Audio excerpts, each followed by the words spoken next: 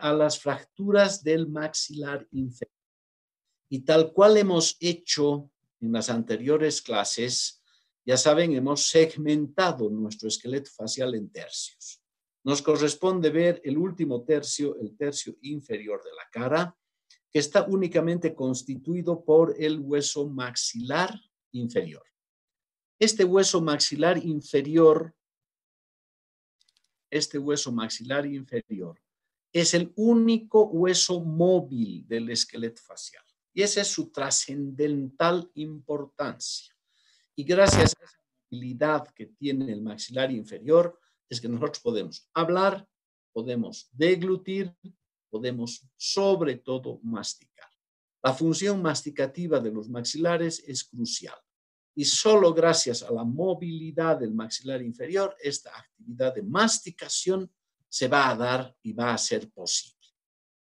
Para poder tener este movimiento, el maxilar inferior, ya saben por anatomía, se articula con el temporal, ¿no es verdad? En la base temporal, y se contacta con los maxilares superiores para provocar el efecto de la masticación. Si no puedes mover tu maxilar, difícilmente vas a poder hablar y menos vas a poder deglutir y menos masticar. Por eso es que estos cambios que se den en la fisiología de tu función facial van a ser fundamentales y trascendentales para poder diagnosticar su fractura. El maxilar inferior, a diferencia de los otros huesos de la cara, es muy variable en su resistencia y dureza. Vamos a ver. Y sobre todo esto tomen en cuenta. Hace excesiva proyección en dirección inferior al rostro. La nariz en dirección anterior, el cigomático en dirección lateral. Esta excesiva proyección del maxilar inferior hacia la parte inferior de tu rostro lo hace vulnerable y son los segundos huesos en frecuencia en fracturarse. Aquí lo tiene esta peculiaridad, ya lo conocen, muy específica en su forma anatómica, contacta con los maxilares superiores y su movimiento se ha de dar gracias, ¿no es verdad?, a esta articulación temporomaxilar, el punto crucial del esqueleto facial. Si no hay esta articulación vital, posible, funcional, imposible que tú puedas masticar y puedas darle funcionalismo a tu rostro. En la transiluminación, vean ustedes la variación que tiene el maxilar inferior en cuanto a su densidad se refiere. Zonas densas, zonas muy claras, y me parece que aquí tengo otra fotografía, no, y zonas hiperclaras que van a corresponder a lo que representa la articulación temporomaxilar. Siendo el punto más importante del hueso, es el punto más débil de este hueso. Quiero que vean una cosa en esta fotografía. Y en esta fotografía, en este slide, hay algo que tenemos nosotros que darnos cuenta y retener para entender la estadística de las fracturas. El punto más importante es este. Cóndilo del maxilar inferior, muy débil, articulado con el cóndilo del temporal para darle su movimiento.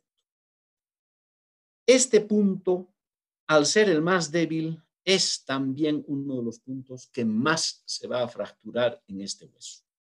Y comparen ustedes que más o menos 1,5 centímetros a 2 centímetros por delante del cóndilo nos encontramos con la coronoides. La pons coronoides, lugar de inserción del temporal y que nos va a dar la posibilidad del efecto del músculo masticador, que también es el temporal. Pero fíjense cómo la coronoides está cubierta por el arco cigomático. Está por detrás del arco. No así el punto articular de la ATM. Ustedes pueden perfectamente palparse la articulación temporomaxilar a flor de piel, prácticamente, casi a flor de piel. Si tú recibes un golpe directo contra esta región, lo más probable es que fractures el cóndilo y el arco, pero muy difícilmente la coronoides, porque el arco cigomático le sirve de parachoques a la coronoides.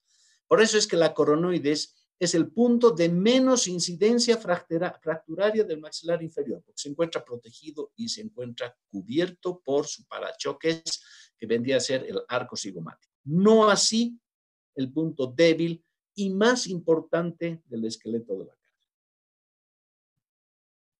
Bueno, no vamos a entrar en detalles en la anatomía de este hueso, simplemente recuerden ustedes que por su cara anterior tenemos estos orificios por donde emergen, ¿no es verdad?, los nervios mentonianos eminentemente sensitivos. Y esa es una de las razones por las cuales las fracturas que radican en esta región te dan insensibilidad en la zona. Insensibilidad que se ha de traducir por afectación inflamatoria de estos dos nervios que están por aquí saliendo por estos orificios y que provienen desde adentro del dentario inferior. Vista de perfil, tenemos la sínfisis, el cuerpo del maxilar inferior, el ángulo del maxilar inferior, su rama ascendente, cóndilo, coronoides y la escotadura sigmoidea. Bueno, en esta imagen me interesa demasiado que vean estas rugosidades o tuberosidades, que así se llaman. Son puntos de inserción de uno de los más poderosos músculos faciales, el macetero. Gracias a ese músculo poderoso que es el macetero, nosotros podemos masticar. ¿Por qué hago referencia a esto? Porque este músculo se inserta aquí abajo, cubre la rama ascendente del maxilar y sube hasta el arco cigomático y se va a insertar en su borde inferior. La contracción de este músculo hace que tu maxilar suba o baja, provocando la masticación. Nos va a causar problemas en las fracturas este famoso músculo macetero.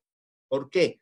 Cualquier rasgo fracturario que haya en el hueso maxilar automáticamente va a provocarnos una fuerte contractura del músculo macetero, un trismus maceterino, que va a dar dolor, síntoma de uno de los síntomas importantes de estas fracturas.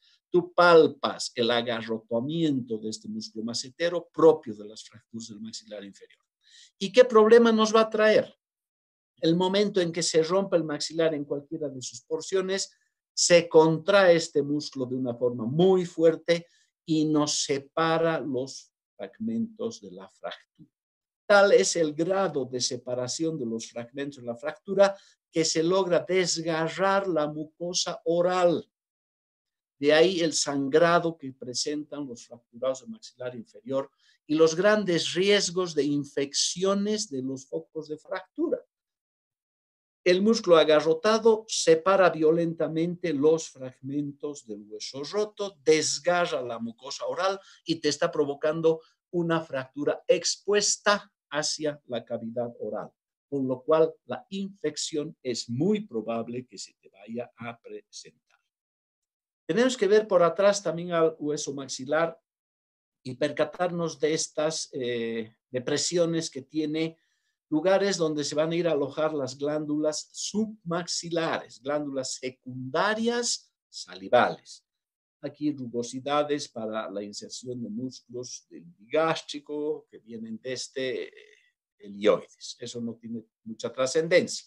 Y por aquí transcurre un nervio, por aquí atrás, el dentario inferior, que sale o baja desde el trigémino, se nos mete aquí por este agujero, por el agujero de Spix, recorre el interior del músculo y emerge por los orificios de la cara anterior que ya hemos visto. ¿No es verdad? ¿Por qué hago referencia a esta relación de las glándulas salivales? Lo vamos a ver enseguida.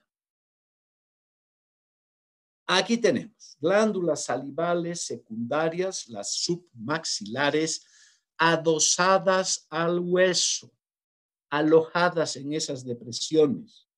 Si tú tienes una fractura del hueso maxilar inferior, hay inmediatamente una reacción inflamatoria de estas glándulas salivales secundarias, las submaxilares o submandibulares, que también se llaman. Inmediatamente estas glándulas empiezan a secretar gran cantidad de saliva. Esa es la razón por la cual los fracturados del maxilar inferior tienen una cialorrea, excesiva secreción salival. Y como no pueden mover su maxilar y no pueden deglutir esa saliva que producen, tienen necesariamente que irla escupiendo. Entonces, la cialorrea es una reacción, es un efecto reactivo inflamatorio que se ha de provocar en las glándulas salivales secundarias como efecto de la fractura por esta relación estrecha que existe entre la glándula y el cuerpo del hueso. Ahí tienen ustedes el punto más importante, la articulación temporomaxilar, los movimientos que hace, ¿no es verdad? Sus elementos de sujeción, ¿verdad? Todos los ligamentos que contienen a la articulación y la protegen a su vez. Aquí está el músculo macetero, importante músculo masticador, que viene desde acá, aquí ha sido resecado el arco cigomático, su inserción en el borde inferior, baja hasta las rugosidades y hace el efecto de suspensión y de descenso del maxilar. Músculo primario masticador, responsable del dolor y del trismus y de la deformación y del desgarro de la mucosa oral. Eso no se olvida. Estas lesiones fracturarias del maxilar inferior son causadas por traumas directos. Aunque algunos nos dicen lo siguiente: tú golpeas la sínfisis del maxilar inferior y no se rompe la sínfisis, sino se te rompe el cóndilo. Es posible.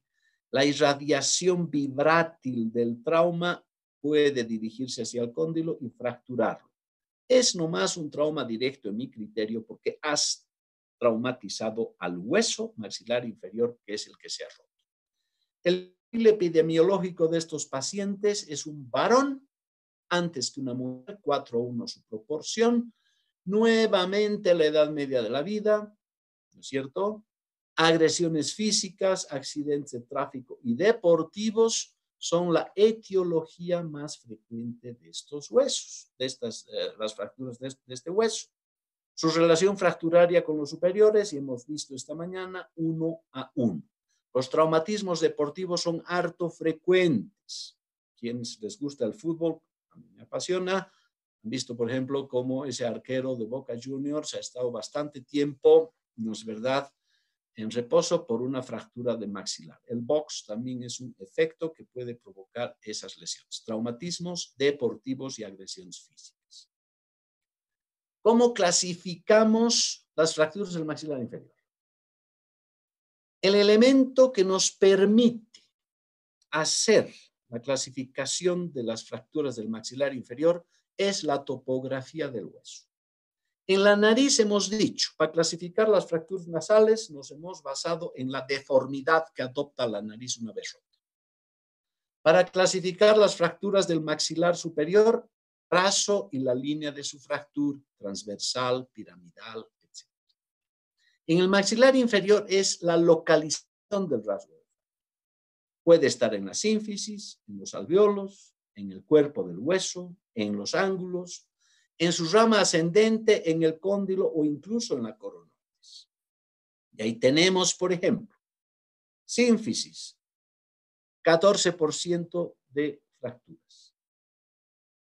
La región alveolar, 3%. Cuerpo, el 21%.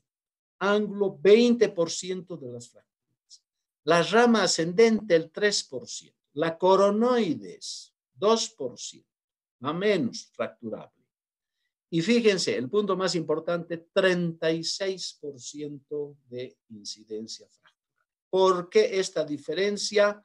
Porque aquí está cubierta la coronoides con el arco cigomático que le hace de parachoques, protegiéndola. El diagnóstico antecedente traumático. Ojo, este es el único hueso de la cara que sí puede tener una fractura espontánea. Y bajo dos circunstancias primordialmente. Procesos infecciosos, osteomielitis, esas muelas o piezas dentarias cariadas que transmiten su infección hacia el hueso maxilar y te provocan una osteomielitis, o procesos tumorales que debilitan al hueso maxilar inferior y lo fracturan espontáneamente. Entonces aquí sí tenemos que pensar y creer en la posibilidad de una fractura espontánea del maxilar inferior, pero siempre bajo estos antecedentes.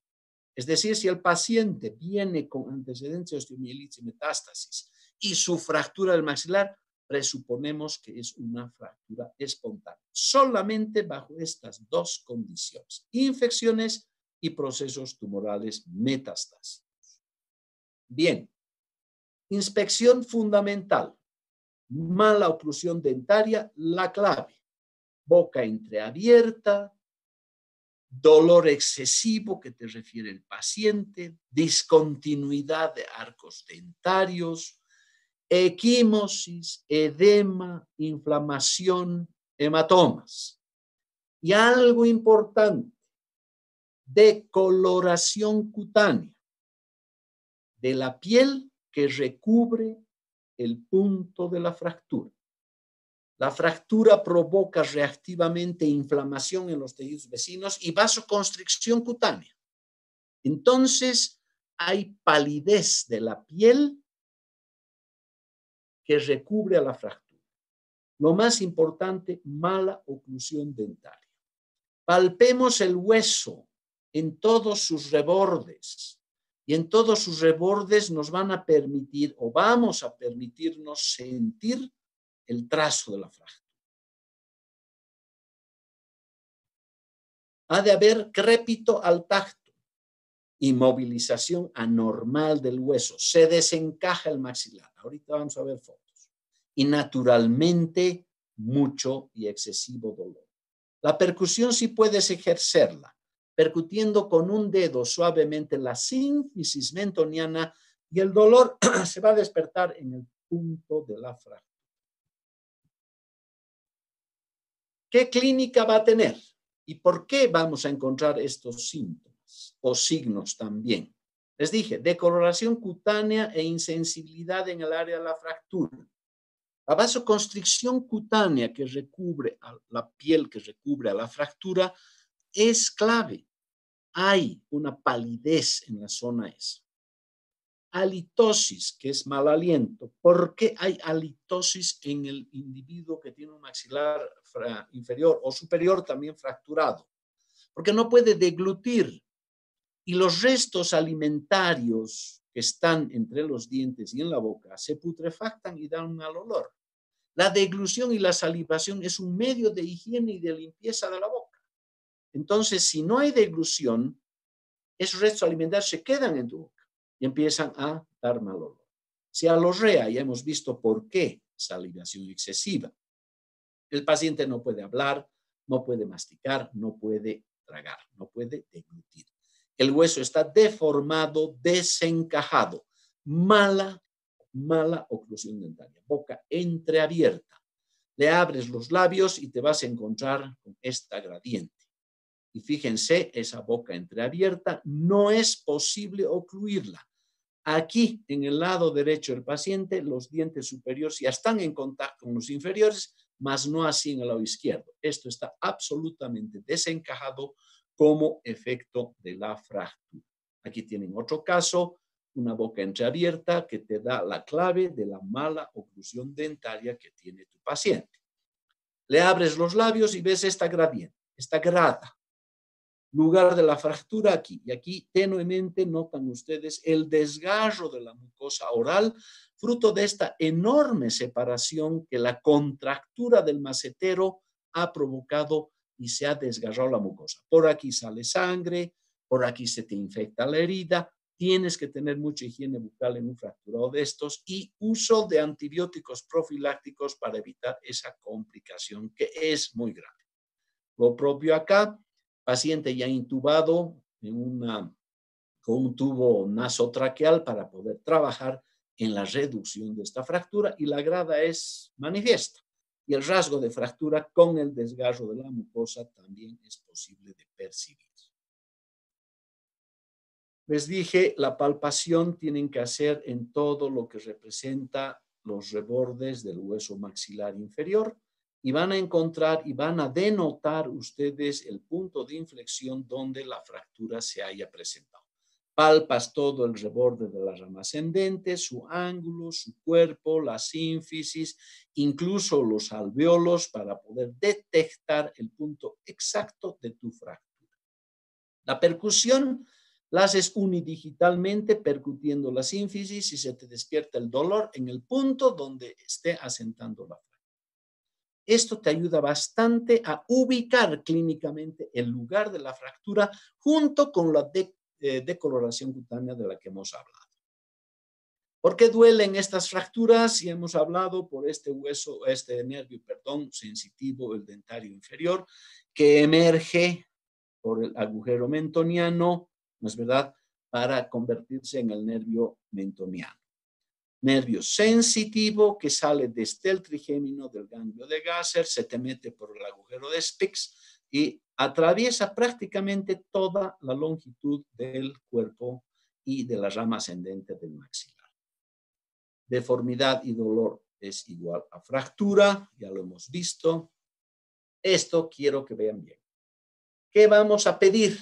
Tengo ya una sospecha diagnóstica, fractura de maxilar inferior. Muy bien, la panorámica es la placa de elección para estos casos. Puedes pedir una anteroposterior y puedes pedir también tomografías. Vamos a ver. Esta es una proyección anteroposterior. No es la ideal, pero puedes hacerlo. Y ves aquí el rasgo de fractura más o menos a nivel de la sínfisis, entre la sínfisis y el cuerpo del hueso, un rasgo manifiesto de fractura del maxilar inferior en una proyección anteroposterior de radiografía. Aquí tienes otra proyección anteroposterior, dos fracturas. Esta con una gran separación, casi de unos 5 milímetros, medio centímetro de grados de separación. Y aquí tienes otra en el ángulo del maxilar inferior, también fracturado. Doble fractura. La proyección de Caldwell, en la que ves perfectamente todo el frontal y el reborde del maxilar. Vean ustedes aquí el punto del cuello del cóndilo sano, aquí fracturado con ese pequeño ángulo de casi unos 40, casi unos, no sé, 60 grados más o menos de inflexión.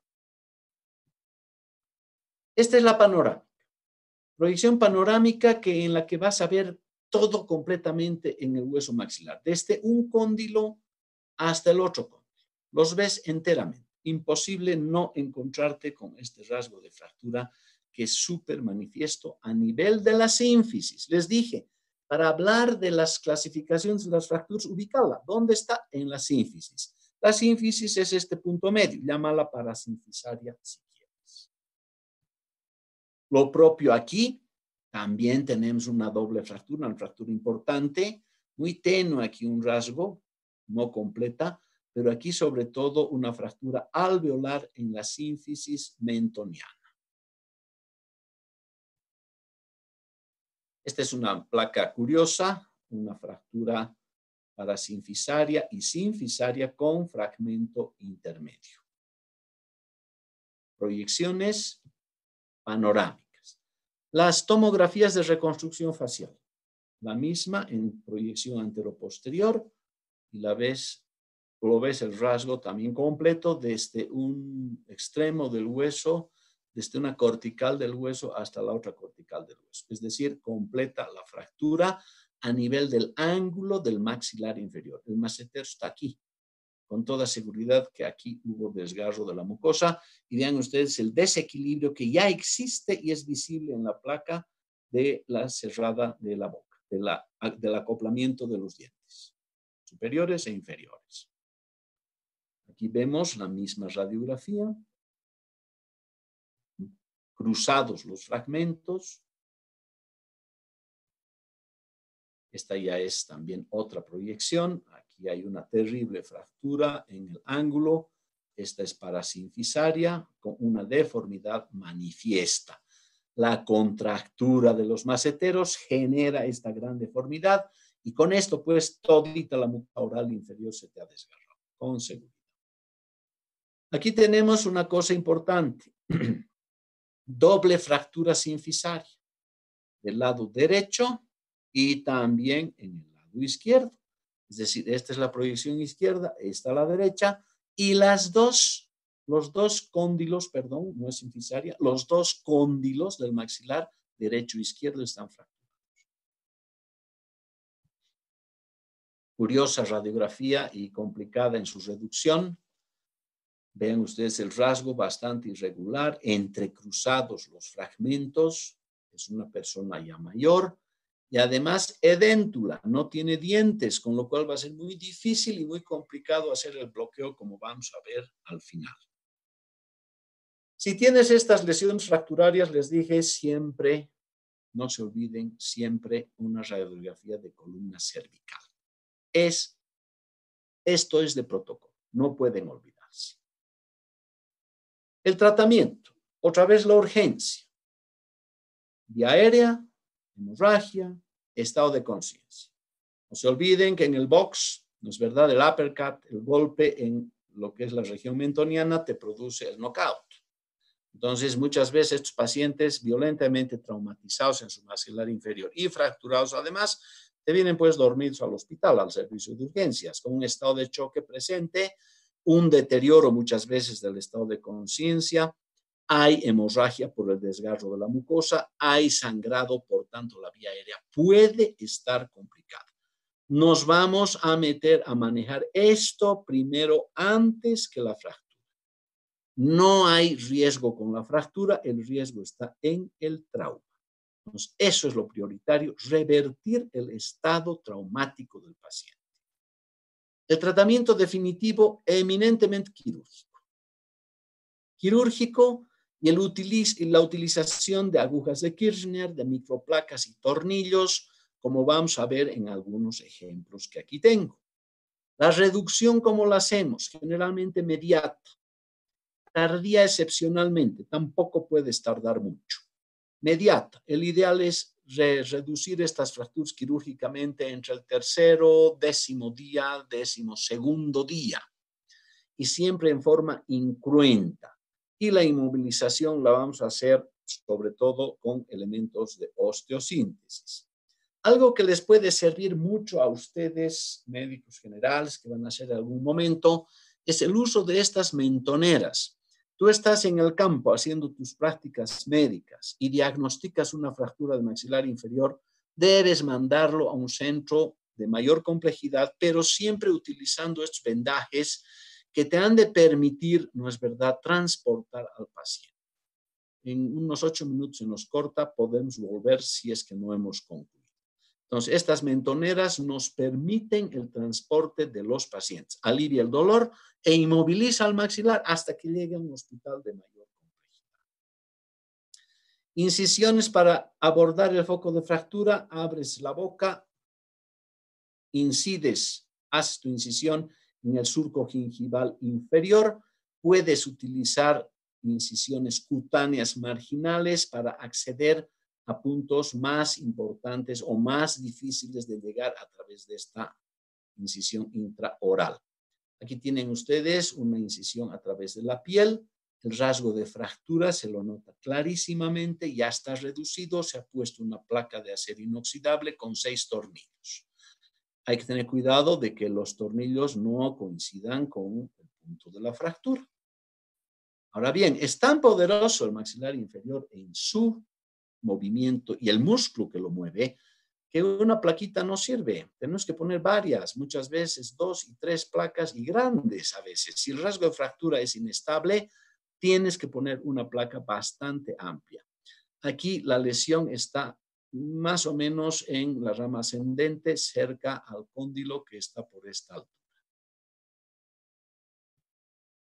Aquí ven lo mismo, un rasgo de fractura con las 2 placas recién colocadas. Ahora bien, junto a esto tienes que hacer el bloqueo intermaxilar que ya esta mañana les he manifestado. Ahí tienen el bloqueo intermaxilar, la misma diapositiva de esta mañana. Una vez reducida tu fractura, lo que haces es armas tus arcos peines, que son estos arcos metálicos, amarrados con hilos de alambre inoxidable, de acero inoxidable a la raíz de los dientes. Uno arriba, otro abajo. Y te permite eso colocar estas ligas que te van a obligar a mantener la boca cerrada. En este momento tú te vas a fijar si hay o no coincidencia de los dientes superiores con los dientes inferiores. Así tiene que quedar. Si no queda así es porque has puesto mal y has reducido mal tus placas. Entonces ahí has reducido mal tu fractura y tus placas están mal colocadas. Tienes que reintervenir inmediatamente, corregir el defecto. Así te tiene que quedar.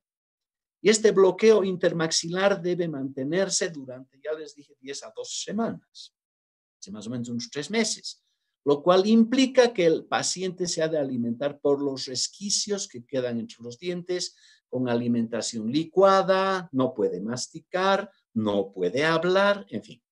En los niños, este bloqueo, les dije esta mañana, intermitente. ¿En qué consiste? 10 días de bloqueo, sacas tus liguitas, obviamente mantienes los arcos, eso no tienes ya por qué sacar, solamente abres las ligas, permites al muchachito que abra y cierre su boca un momento, vuelves a cerrar y le colocas las ligas. ¿Por qué hacemos eso? Para evitar las anquilosis de las articulaciones temporomandibulares que son tan frecuentes en los chiquitos. Las complicaciones, lo de siempre, hemorragia, infección. Siempre recomiendo a los internos, a los residentes del hospital, a un fracturado de maxilar inferior, dale antibióticos de entrada.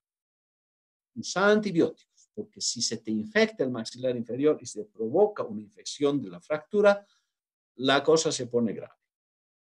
Y las complicaciones tardías, cuando has reducido mal tu fractura, te queda la mordida abierta, no hay coincidencia del arco dentario superior con el inferior, hay mala oclusión dentaria, no mastica bien, está todavía desencajado su maxilar. ¿Qué tienes que hacer? Reintervenir y reoperar.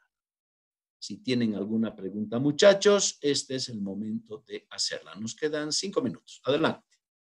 Doctor, el bloqueo, el que nos ha explicado es el bloqueo intermaxilar, ¿verdad? Y el bloqueo interdentario, ¿cómo es? El bloqueo interdentario es exclusivamente sin poner las ligas de arriba a abajo. Pones los arcos que te están bloqueando entre los dientes de arriba y entre los dientes de abajo. Es un bloqueo que se lo puede usar en casos muy específicos. Tiene sus indicaciones muy precisas. El bloqueo que más utilizamos es el intermaxilar que has visto. ¿Algo más? Doctor, una consulta. El varón que hable de una vez. Ya. Que si no tiene dientes. Si no tiene dientes, ¿qué hacemos? ¿Dónde amarramos nuestros arcos? Ese es un gran problema.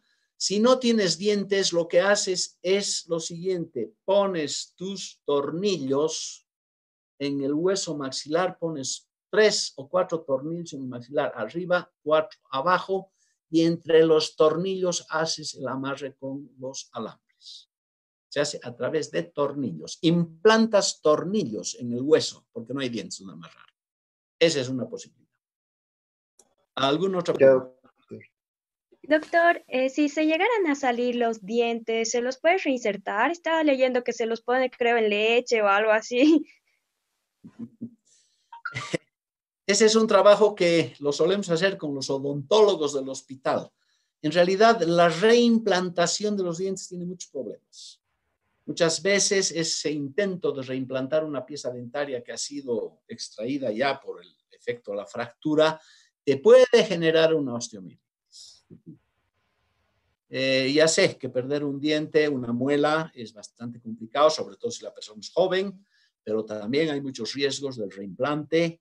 A veces es mejor no reimplantar su propio diente, sino después, mucho tiempo después, hacerle un reimplante de materiales que normalmente se utilizan, ¿no es verdad? Los implantes dentarios. ¿Algo más? Doctor, buenas tardes. En el caso de que... relación al anterior. Ay. Cristian. No te entiendo nada, Cristian. ¿Qué? ¿Ahora me escucha? ¿Me escucha, doctor? Sí, entrecortado, pero a ver, habla, dime. Ya, en un paciente niño que tuvo una fractura, afecta a los dientes. Por ejemplo, si tiene dientes de leche, ¿va a afectar a los dientes definitivos?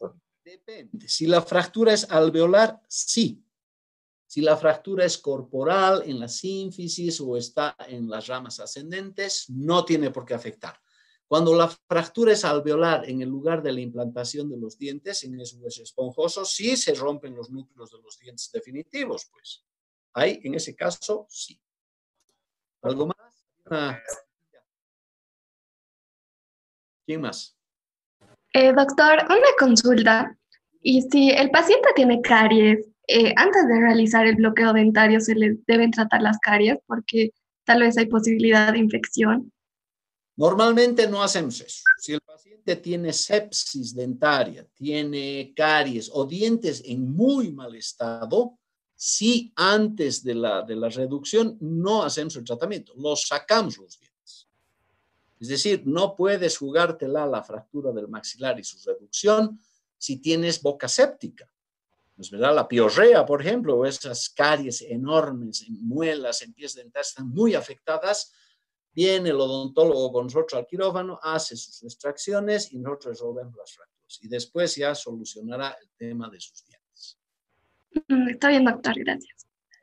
Doctor, en el caso de que la fractura se haya realizado en una mandíbula déntula, ¿cómo haríamos para solucionar?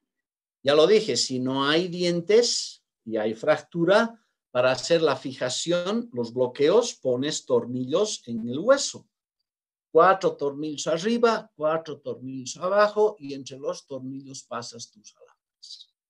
Ese es el mecanismo, el método que utilizamos. En un momentito más se nos corta, así que nada más, muchachos. Con ustedes hemos concluido y nos vamos